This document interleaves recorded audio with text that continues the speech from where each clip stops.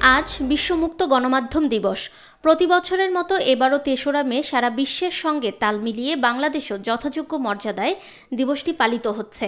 গণমাধ্যমের স্বাধীনতা, সাংবাদিকদের নিরাপত্তা এবং মত প্রকাশের অধিকার নিশ্চিত করার প্রত্যয়ে বিভিন্ন কর্মসূচির আয়োজন করা হয়েছে। দিবসটির এবারের প্রতিপাদ্য শান্তিপূর্ণ ভবিষ্যৎ গঠন, মানবাধিকার উন্নয়ন ও নিরাপত্তার জন্য সংবাদপত্রের স্বাধীনতার প্রসার বর্তমান বিশ্ব বাস্তবতায় অত্যন্ত তাৎপর্যপূর্ণ।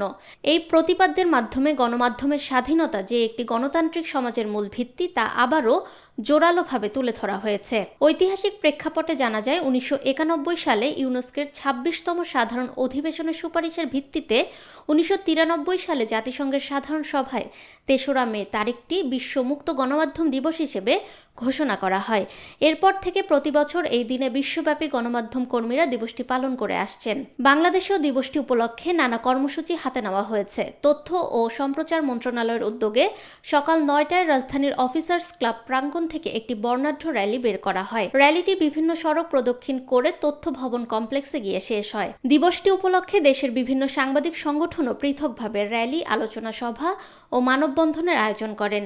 এসব কর্মসূচির মাধ্যমে সাংবাদিকরা তাদের পেশাগত অধিকার, নিরাপত্তা এবং মর্যাদা প্রতিষ্ঠার দাবি পুনর্ব্যক্ত করেছেন। এবং একই সঙ্গে চিন্তায়, চেতনা এবং মননে আমরা গণমাধ্যমের দায়িত্বশীল স্বাধীনতাকে যে মেন করি, এটাকে যে আমরা বাস্তবায়ন করতে চাই, সেই বার্তাও আমরা দিতে চাই এই প্রেস ফ্রিডম ডে উদযাপন করা উপলক্ষে। বিশ্ব মুক্ত গণমাধ্যম দিবসে শুধু উদযাপন নয়, বরং একটি আত্মসমালোচনা ও প্রতিজ্ঞার দিন হিসেবেও বিবেচিত হয়।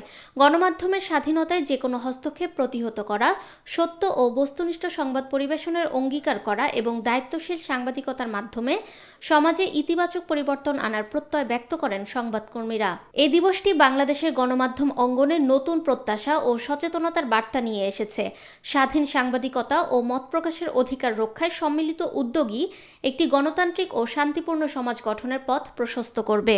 ফাহমিদা বিনতে আনোয়ার, নিরপেক্ষ। নিরপেক্ষ, সত্য প্রকাশে আপোষহীন।